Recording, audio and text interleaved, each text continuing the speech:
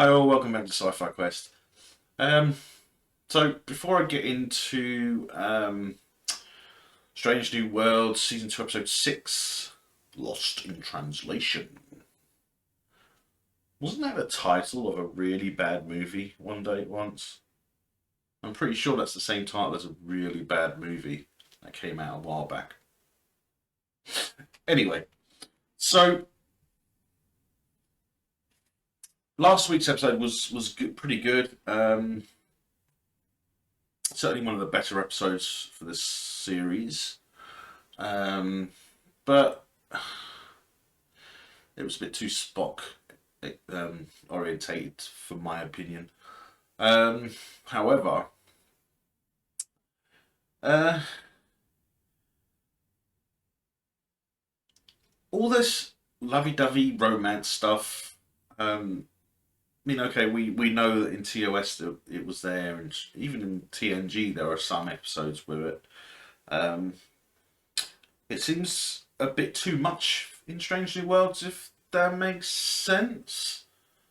Um, but you know, it's just I've been thinking a lot, and there's a line from Star Trek that I just can't get out of my head. You have been, and always shall be, my friend. So yeah, that line has just been in my head for some reason. It's been a long time since I've even seen. Was it the Wrath of Khan? So maybe it's me, my head telling me that I should watch the Wrath of Khan again. Um, but then it could be from that time travel episode where they come back to 2024. That could be it. Um, yeah. So, Strange New Worlds, episode 6, season 2, Lost in Translation. I'm sure that's the same title of a really bad movie. It's a really bad movie. But I can't remember. So, if you like my content, please hit that thumbs up, give us that like, and click that subscribe button and hit the notification bell to if you want to see more. And when you hit that subscribe button, when you hit that like button, it just tells YouTube that people are interested, and YouTube will just put me out to multiple more people, and it'll be greatly appreciated. I mean, the likes and subscriptions that I have are outstanding, but I know we can do better, guys. I know we can do better. So, here we go. Strange New Worlds, Season 2, Episode 6, Lost in Translation. Interesting title.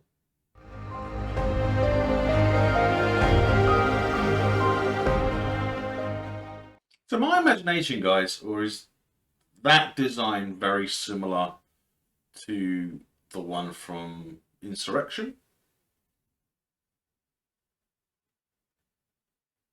It does look similar. I mean, is it possible that they've taken design elements from that? And the interesting thing is, this is supposed to be a Federation thing. So why does it look so un-Federation? I mean, I know that it's not Starfleet, and Starfleet designs are pretty much a standard for the fleet, but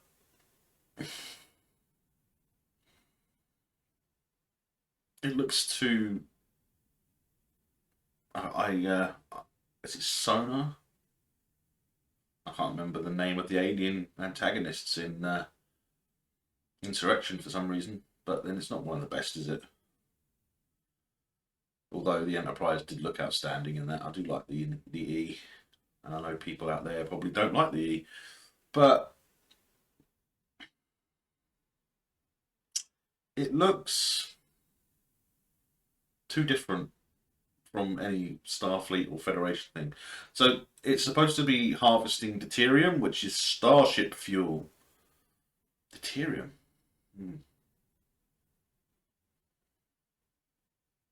It's interesting. yeah, they said it's deuterium is starship fuel, because I thought that I thought the starships were run on with matter antimatter reaction. So are you saying that the deuterium is important? Hmm. Isn't Star Trek ships supposed to run on matter antimatter reaction? Deuterium, I can't remember. Is deuterium injected into the reaction chamber? Because I can't remember exactly how the warp reactor works. Um,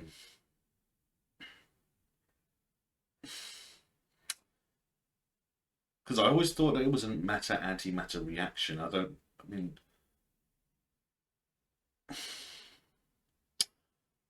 I just can't remember. And maybe you guys can comment down below. I mean, do you think that they're right with deuterium being a fuel source? It's kind of like when Discovery said that uh, dilithium is a power source, when dilithium was never a power source. It was actually um, like a prism uh, for channeling the reaction, I believe it was, or something like that, for focusing the reaction. Uh, I can't remember. It's been a long time since I've even thought about that stuff. Um, but I'm pretty sure that it's something along those lines. Um, but I mean, ships have been messed up ever since Discovery came out. So, but I always thought it was a matter antimatter reaction. But I mean, I do know that there is some sort of fuel tank system on the ships. So, I mean, deuterium, yeah, okay, but I don't know. They kind of removed that aspect when they started saying that dilithium was a power source, didn't they? In my opinion, but I haven't been sleeping that well, guys. So my head's a bit foggy. So I apologise if I seem a bit silly today. Uh, but let's get back into this. It's been nearly 5 minutes that I've recorded, so let's get into it. So that that collector, they were harvesting deuterium from a stellar nursery, and all that.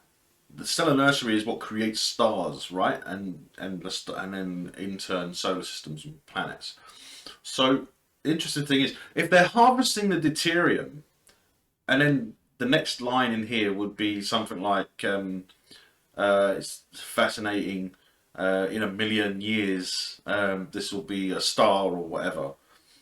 Then if they're harvesting the deuterium to use as fuel, then are they not cancelling that out? So I mean, even though it's a stellar nursery now, in a million years, it's not going to be anything. It's just because they're harvesting it. They're essentially harvesting the gases that would be used to create a star and a solar system. So aren't they kind of? Isn't that kind of against the Prime Directive? But I don't know. Yeah, comment down below if that's what you think, because I mean it's a bit of a contradiction. Oh, in a million years, but you're harvesting it now, so I'm not sure I agree with this. They seem to house a lot of important stuff inside the nacelles, because apparently she's in the nacelle and she's recalibrating the communications stuff. Why is communications inside a nacelle?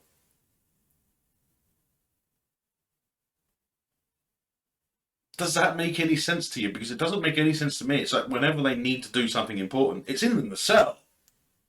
I mean, it's communications, and Uhura is trying to find out what happened to a signal that she detected, and it didn't record. So it's kind of odd.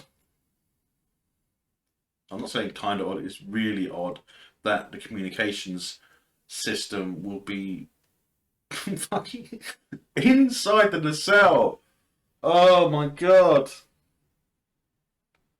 Does that make any sense? It does not make any sense to me either. Uh, there's a lot of stuff. I mean, oh, sorry. We need to have a weapon systems malfunction. Yeah, let's put the weapon system control unit inside of the cell, shall we? Everything seems to happen inside the cells. It's like, aren't the cells supposed to be full of warp coils? And you got to also bear in mind that in this episode that they are actually using the canards to refuel themselves. So the canards are actually active, which means that you shouldn't have access to it because it's filling up the tanks with deuterium. Why is it everything is in the nacelles these days? I mean, the nacelle is essentially an exhaust port, right, for the reactor, which is what causes and also generates the warp field around the ship, right? So it's essentially an exhaust port and a collection. So it's like on a car, it's the inlet manifold and the exhaust manifold, right? So it just doesn't make sense what they're doing. I mean, why is there stuff inside the nacelle? I mean, just simply there. Look, you can see the warp coils through that viewport, leading right away back to. I don't even know what those holes are supposed to be. I was just saying the exhaust holes at the far end, and you can see the red glow from the canards, which are now collecting gas. So this room that they're in, I don't think it should exist. Because, I mean, it doesn't make any sense. I mean, yes, there should be panels in there, but I mean, when we see the inside of the nacelles on Enterprise, it's different. I mean, there isn't a room like this inside the nacelles. So why would they design a highly radioactive area to have a room like this when it's going? I mean, just having this room, it takes important things away from the nacelle, doesn't it? It's like even in Enterprise, it didn't make sense that they had navigation control inside a nacelle. Was it only one nacelle or is it both? Because I mean, you would think that one nacelle is exactly the same as the other one, so you'd think that the starboard nacelle would be exactly the same as the port nacelle. Because why wouldn't it? But it seems really, really stupid, if you ask me. But I mean, someone might say I'm nitpicking, but if I'm nitpicking, so what? It's important to bring this stuff up, isn't it? Because it doesn't make any sense. Okay, so obviously Uhura was in turbo lift before the credit scene, before the opening credits, I should say, and she's in medical bay now having a scan, I presume. But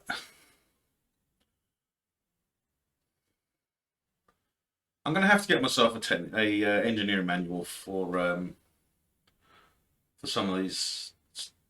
Yeah, I'm going to have to try and get some Star Trek engineering manuals so that I can find out more about the ships, basically, as they're supposed to be. So, yeah. But obviously, there must be something going on board the ship that only she can hear this stuff. But I mean, it's going to end up being some sort of radiation from the stellar nursery, isn't it? Yeah, which would make sense if Uhura can pick it up because Uhura is supposed to have this ability to find patterns, isn't she? She's supposed to be able to find patterns in gibberish, basically. Just by listening to it. That's why she is regarded as a very, very good or brilliant communications officer, right?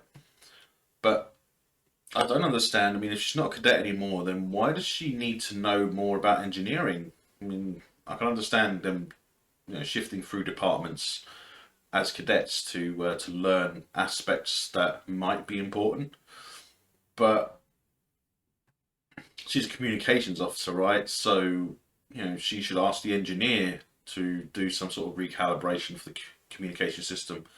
So she shouldn't be doing it herself. Because even in Enterprise, I think Trip got annoyed when Malcolm patched the phaser array into the impulse engines, right? Because I think that's what they did. I think that is what he did, isn't it? He drew power directly from the impulse reactor, right? If I'm remembering correctly, or was it? And also, it was for the recoil as well, wasn't it? Recoil was supposed to go through structural integrity, which was something that Trip came up with. But fine, okay. I'm going to see if I can get a technical manual at some point. But I think they might be hard to find these days, but we'll see. A couple of things. One, why is she sleeping in a bandana?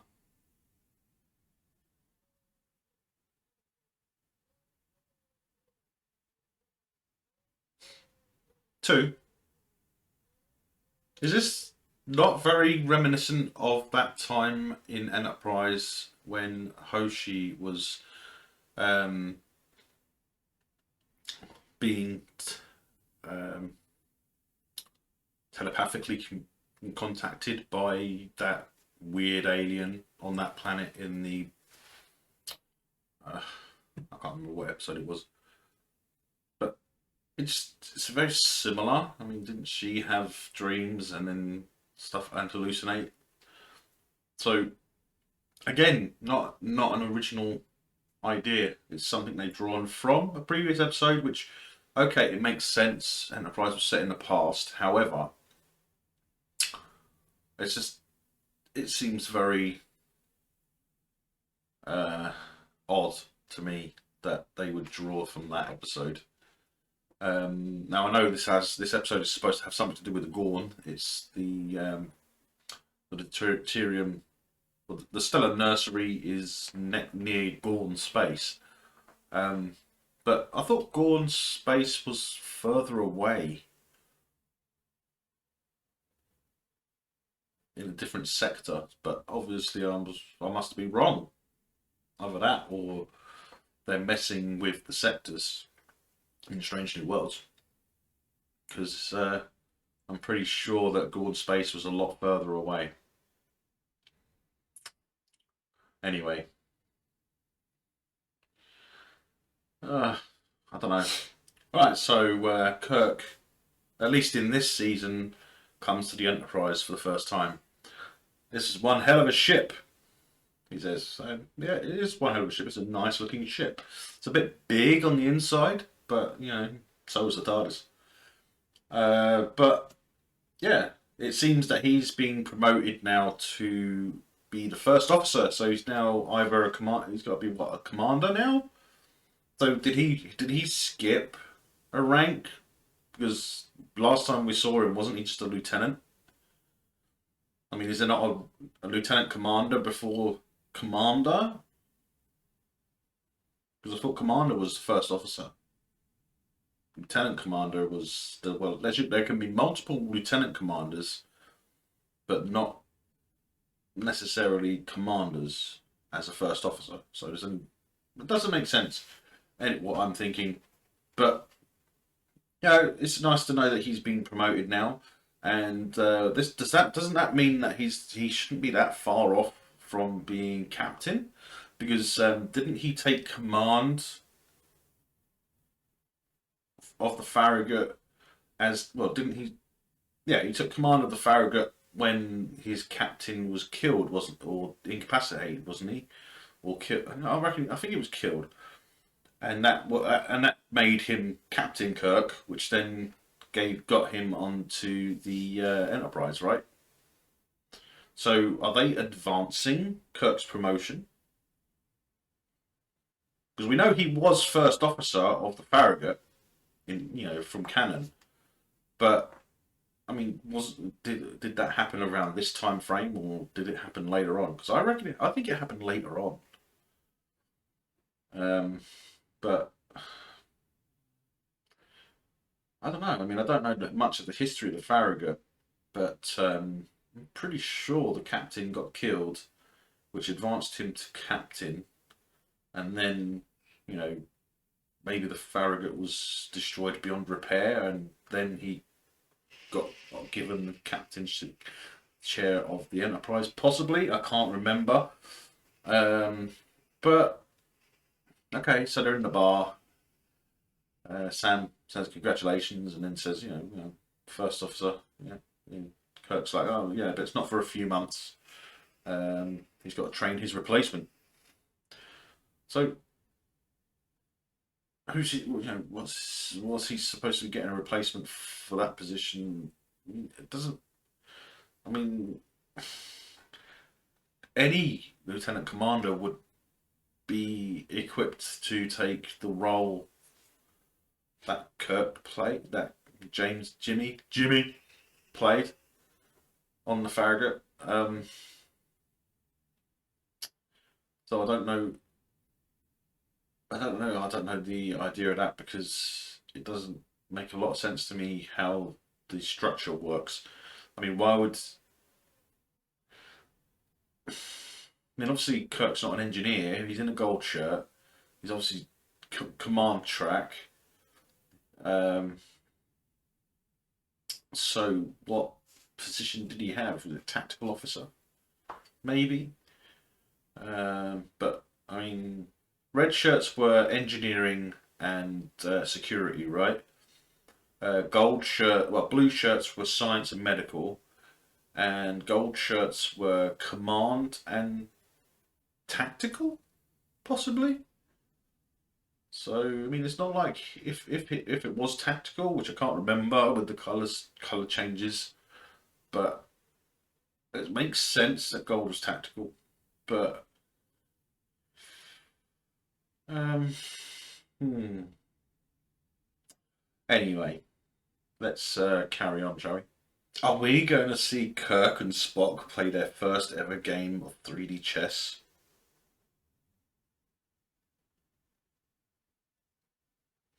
Because Kirk's in the bar, his brother walked away. I believe it was called sibling envy, or competing to impress their father. I could never understand all that. I mean, why do fathers have to be impressed with their children following their footsteps? I mean, shouldn't a father just be proud anyway, or impressed with stuff that their children do? I mean, it's an unhealthy familial relationship, in my opinion. If they have to compete for their father's envy or pride, it just doesn't make sense. I don't like the way that it goes. But I mean, because just see opening on the chessboard, and we see Chapel and Spock playing 3D chess. I mean, could this be the first time Spock and Kirk or Jim actually play 3D chess against each other? And there's also the fact that Spock is being very impatient with Chapel not making her move to fuck quick enough. I mean, chess is a slow game anyway, so and Spock is Vulcan, so shouldn't he be patient? So her concern about Starfleet, knowing about their relationship, is a bit odd, because I don't think they haven't actually referenced whether she's actually joined Starfleet now. So if she's not part of Starfleet, then technically there wouldn't be an issue with the relationship at all. I mean, Starfleet may only have issue if Spock was in a relationship with a subordinate, maybe, or someone of a lower rank that he may have to give orders to. So, I mean, I'm getting confused with the hierarchy again in Strange New Worlds, because it doesn't make any sense. It's like back when Kirk was saying he's got to train his replacement for a few months before he takes his new position as first officer. It doesn't make sense. He would still be the first officer. He would still, be second in command of the Farragut. But anyone that comes in to replace him, they would know how to do their job. So it's kind of a it's just one of those things that I don't think they understand about the hierarchy of rank and file. Um, it's like we don't see many enlisted personnel or crewmen on on most Star Treks. Um, we only see ensigns and upwards. We don't really see many. I mean, the only one of note is O'Brien. He's not an enlisted man. He's not an officer. So I mean, he's an enlisted man. He's given an honorary rank of chief. Um, but he technically he's not an officer, so he is a subordinate. He is technically a probably the highest ranked crewman that they could have. Um, it's kind of like a yeoman. A yeoman isn't actually an officer. A yeoman is like an assistant to an officer, essentially. But I mean, I don't know how it works completely, but I'm pretty sure that they've messed around with the ranking system on Strange New Worlds. It kind of doesn't make a lot of sense, if that makes sense. Is Kirk about to hit on Uhura? Hmm, possibly. I mean, he's not on the Farragut anymore, so yeah, I mean, I could see him hitting on Uhura. But, where's La'an? Oh, they just had Uhura knock Kirk out. Well, be prepared for being up on charges, Uhura, because that's striking a superior officer. Yeah. And I don't think La'an will be happy when she finds out as well, because she has a thing for Kirk. So, yeah, but she was hallucinating at the time, so yeah, it's quite possible that, yeah, she didn't know he was there, but at the same time, she still struck a superior officer, which is at least time in the brig. Are they implying that the Gorn are now telepathic? I mean, because last season they turned the Gorn into the Xenomorph from Aliens. So, I mean, are they now implying that the Gorn are telepathic or not? Because, I mean, that would be ridiculous. So the view screen is a window again.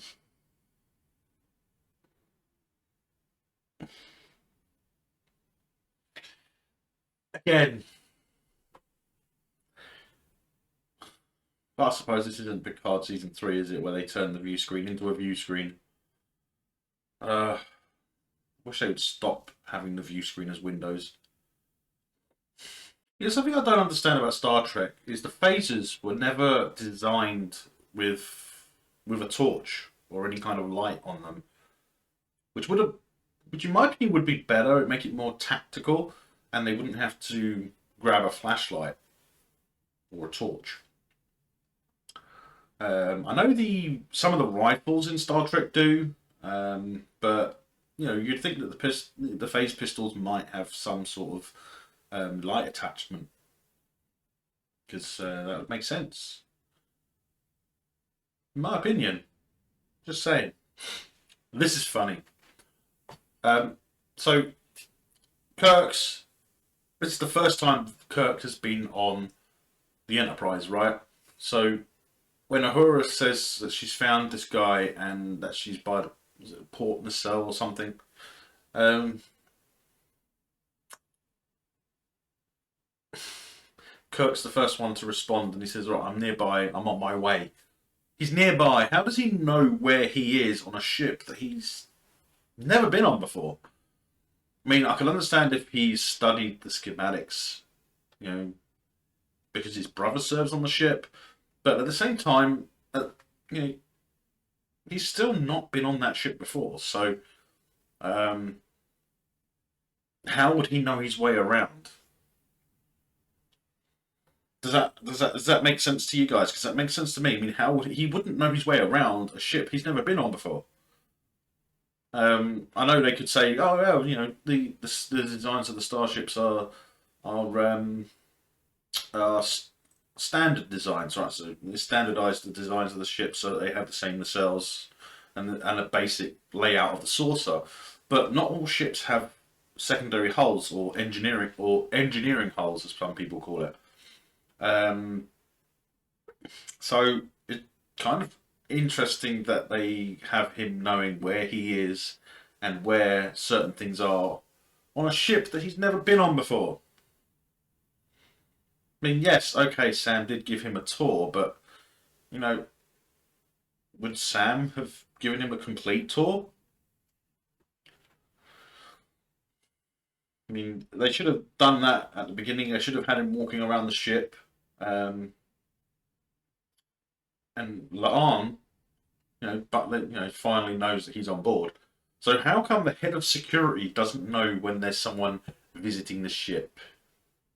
Head of security.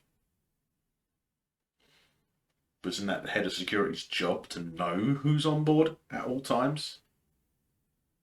Especially when they're guests and visitors?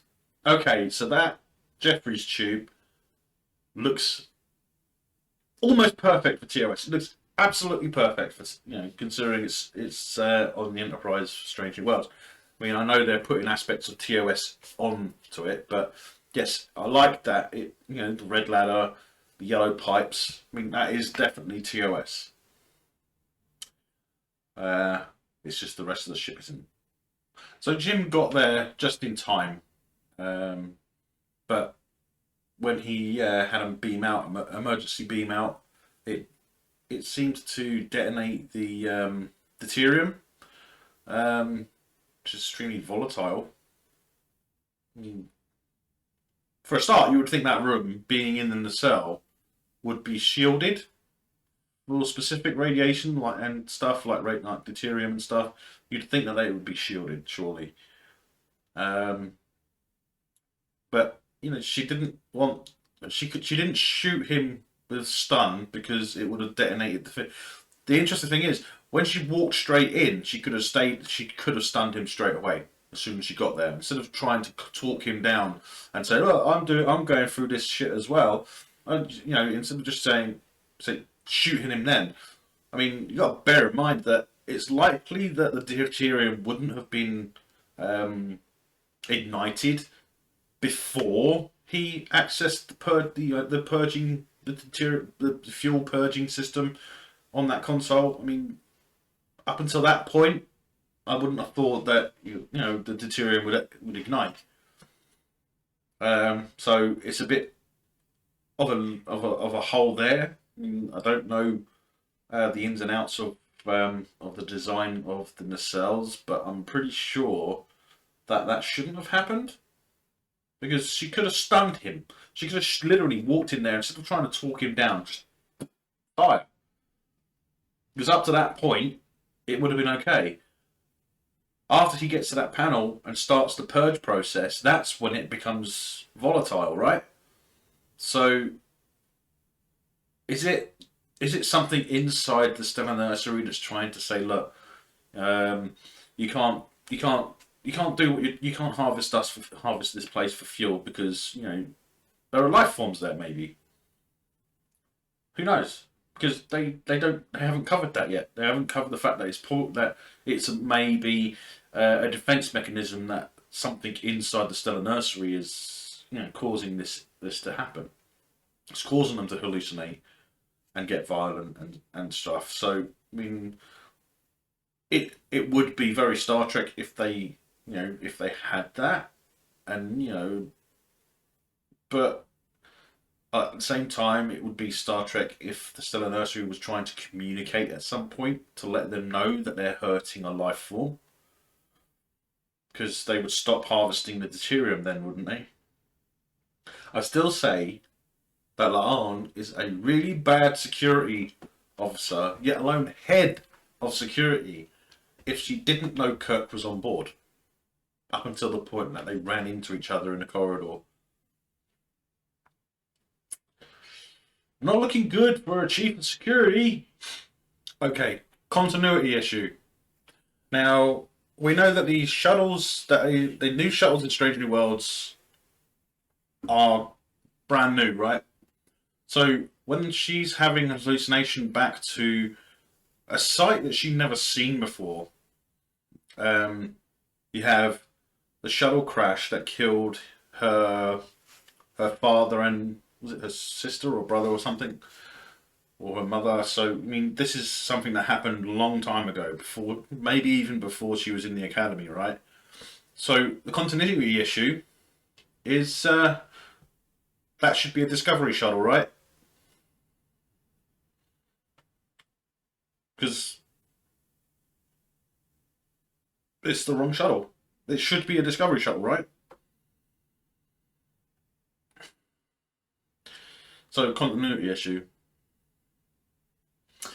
But obviously, they're supposed to shut down the refinery, or the deuterium collector stroke refinery, and yeah. So I called it at the beginning. It's aliens trying to communicate. So yeah, nothing to do with Gorn. Um, but they're really holding off on the Gorn, aren't they? I mean, what was it?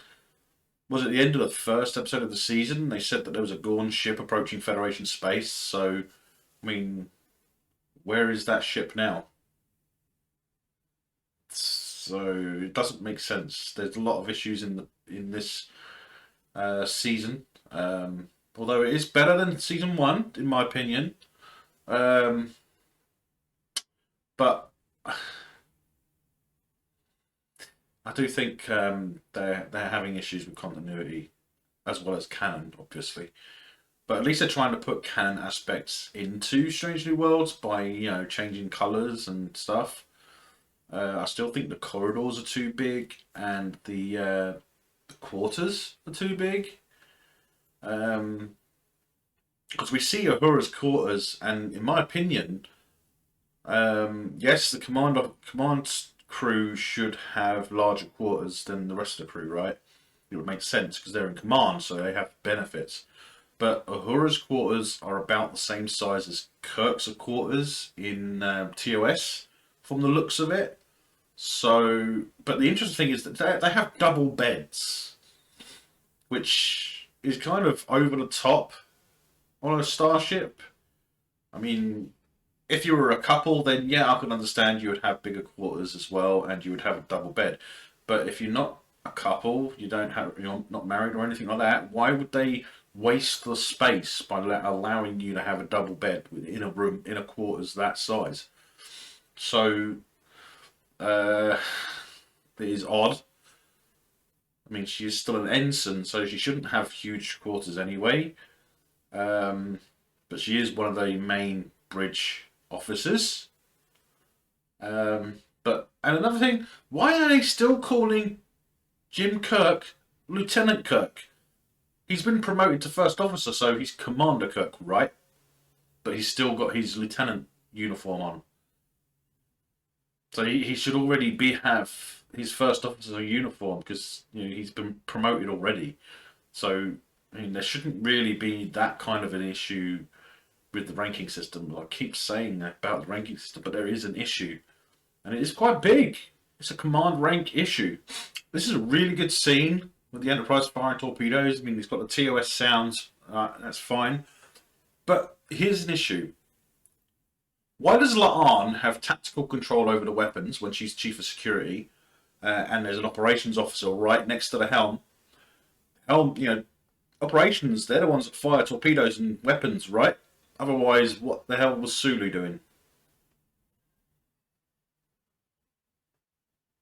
If that makes sense. Oh, no, sorry, Chekhov. Chekhov was the operations officer. He was usually the one operating the weapons, but Sulu did as well. So, I mean, you'd think that it would be the helm, the main console at the front, helm and operations, that would be using weapons, right? I mean, it's even like in that computer game, is it Bridge Commander? Um, yeah, helm is on the left, weapons are fired from the right. Yeah, so why does La'an, who's whose sole job is chief of security, which she's not very good at, I might add. Not knowing that Kirk was on board. Anyone who come on board should be, security should be notified. So, and the fact that Ensign Uhura had the gall to order the torpedoes being fired. Yeah, that's a command decision. She's not a command officer. She's a bridge officer, but she's not a command officer.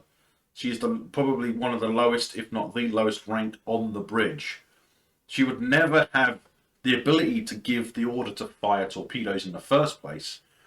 Now, this is an issue that I have with this gender equality or diverse world that we live in. It's okay, yeah, we're a diverse world. I mean, it's not the diversity that's the issue, it's the integration that's the issue that people are confusing. See, I believe that diversity, that's fine. Being diverse is important. But it's not the being diverse that people are trying to change. It's the inclusivity. So it's the integration of the diversity. That's the issue. So they're misguided in thinking that that they can show women being more powerful than men in entertainment. It's like, well, if you want equality, then don't try and be better than men, because you're not better. Men and women are not better or worse than each other. It's just annoying that we have to go through all this stuff, all this crap these days. It's like with the, I'm going to call it gender pride. People identifying as gay, lesbian, bisexual, whatever, the LGBTQ. I call it gender pride, right? Now, the issue I have is they've got this flag that's got all the colours of the rainbow and more. And they say each one represents a different gender, right? Which could be anything, trans, anything, right? But what colour in that flag represents straight people? Now, they're calling themselves diverse and inclusive, but they don't include straight in their flag, in their system. It's like, we shouldn't have gay pride. We shouldn't have gender pride. We should have pride, full stop. And all lives matter, not just Black Lives Matter or anything like that. All lives matter. You shouldn't discriminate against the people that you claim are discriminating against you, because you're just gonna make things worse. And we're seeing this in the entertainment system, in entertainment these days, because why is it that they build on the Discovery crew, bridge crew dynamic, where we have diverse bridge officers? That's fine. I have no problem with it. The problem I have is that they're misguided in the way that they're representing it. It shouldn't, like I said, you want to be inclusive, you want to be included, then include everyone in your movement. It's like, you can't say, "Oh, we're proud to be we're proud to be gay, we're proud to be lesbian, we're proud to be in the LGBTQ community," or LGBT. I can't remember how many. There's so many letters, and you got a plus or a plus plus plus. It's like, well, I mean, yeah, fine, be proud, but shouldn't we all be proud? I mean, it's the 21st bloody century, and they're trying to fight something that's been around for a long time, which really and truly hasn't been an issue until now. But I digress. I don't want to go in. I don't want people thinking that I'm against it all, because I'm all for inclusivity and diversity. But when you exclude what you call the majority, then you're just going to be causing problems for yourselves in the long run. Because you can't call yourselves inclusive without including everyone. It's a hypocritical view. But the idea that in Star Trek, especially lately, the women seem to be more powerful than the men. It's like, well, that's wrong. It's like Discovery. The women are all power. They're all powerful. They never make mistakes. Star Trek, Star Wars. Oh, women don't. The Force is female, so now the majority of Force Jedi in Star Wars are going to be what, female? Well, that's inclusivity, isn't it?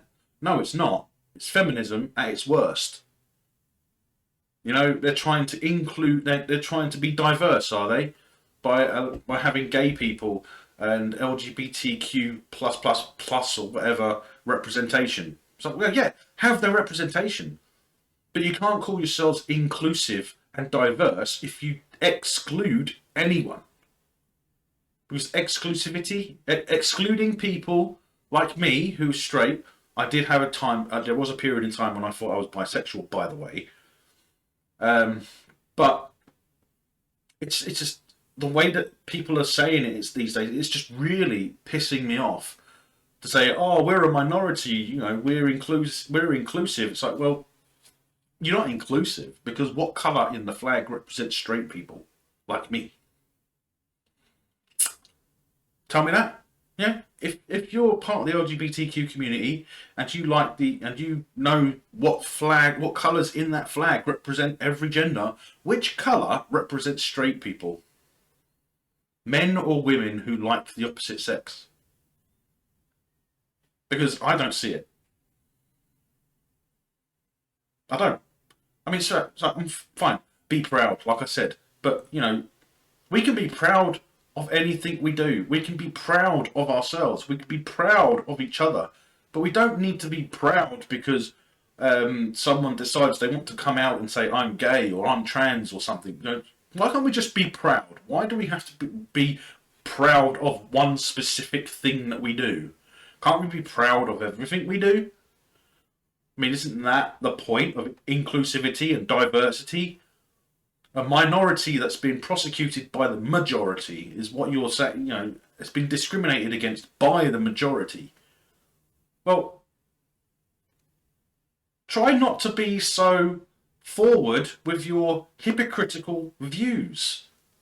Inclusivity means inclusivity. Include everyone. Otherwise, it's not inclusivity, is it? I don't have a view either way. I don't care what gender you are. I don't care what race you are. I don't care what religion you are. All I care about is life and respect. I would love to live in an inclusive world. So why don't you make it the inclusive world that you want and include everyone? Sorry, I had a bit of a rant there. It's just really pissing me off with everything I see these days about pride. Oh, I'm gay, I'm proud of it. I'm a trans, I'm proud of it. I'm bisexual, I'm proud of it. I'm a lesbian, I'm proud of it. So, well, so what? Be proud. But it's the be proud and loud part that you've got the mistake of having. You're louder than your pride. All I'm saying is, try not to be so forward with it, because it pisses people off. I mean, seriously, it really pisses people off.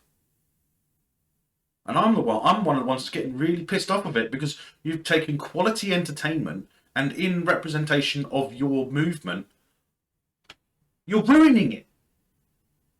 You're ruining Star Trek by having it by saying, "Oh yeah, Star Trek is now more inclusive than ever." It's like Star Trek's always been inclusive. TNG first came out; it had men in drag as crew members walking in the corridors. Do you not remember that, or have you never watched it? Even in TOS they had it. It was diverse. Not only Uhura was a powerful woman. But she wasn't powerful because she was strong or more intelligent than the men. She was powerful because she was a symbol. And that symbol was important. And yeah, as a Trekkie, I loved Uhura. It's sad that we lost her, but it's just the representation that we have of all of that now is just ruining everything for everyone. Especially when you find out, oh, the RAF are not allowed to recruit too many white people, or they're not allowed to, they have to include more people of colour and more people of various genders. It's like, okay, fine. The military did have an issue with gender for a very long time. But, I mean, we were getting over the racial issues and that. So, the colour of your skin, we've got over that. But you never gave us enough time to get over the gender issue. It's like, there is no gender issue. If you believe if you're a guy, man or a woman who believes you're the opposite, you should be the opposite sex, that's fine. I have no problem with the way that you view yourself. I have a problem with the way that you're expressing it. Loud and proud. Why are you so loud and proud? What are you proud of? Inclusivity, diversity, but your entire movement is not diverse or inclusive. Okay, if you're still watching this after that little rant I had, I apologise for that. It's just I want to express my opinions, and and I know I've tried to avoid it, but it's just really annoying that it's so frustrating that it's just everywhere I look. But we get to see Spock and Kirk finally meet. Okay, so is Spock not shaking his hand because he wants to play chess? Maybe. Okay, so no chess. That's a shame. Would have been nice to see them face off against each other playing chess. But yeah, it's when they first meet. If they only knew how close they would become later on in their careers. Okay, yeah, I enjoyed that episode. I thought that was actually a very good episode. I did go off on a bit of a tangent there about something that's unrelated to Star Trek, but in a way it is related to Star Trek with the inclusivity and diversity of Star Trek from the get-go, and the fact that they're race swapping fairy tale princesses for Disney because they have to be diverse and inclusive, despite the fact that there's no continuity. I think yeah, like I say, that's a good episode. I enjoyed that. It's a very good episode. I'm looking forward to more. So I mean, despite that little rant I had a little while ago, if you still watching this video, please hit that thumbs up, give us a like, hit the subscribe button. It lets the algorithm know that I make good content, and sends it out to more people. And you can find me on Facebook, Twitter. I am also on Discord and Patreon. And you can also find my content on Rumble. So yeah, until next time, guys, live long and prosper.